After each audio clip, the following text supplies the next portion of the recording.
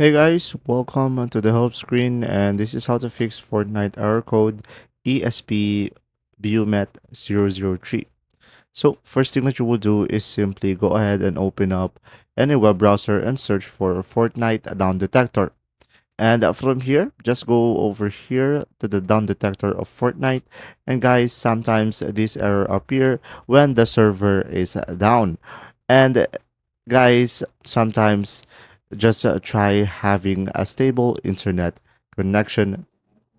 And guys, you should be able to fix the issue by checking the server if it's down and having the internet stable connection. And if you Now, still encounter this issue, what you need to try, guys, based on what I researched, that you should restart the game multiple times and that could help resolve the issue.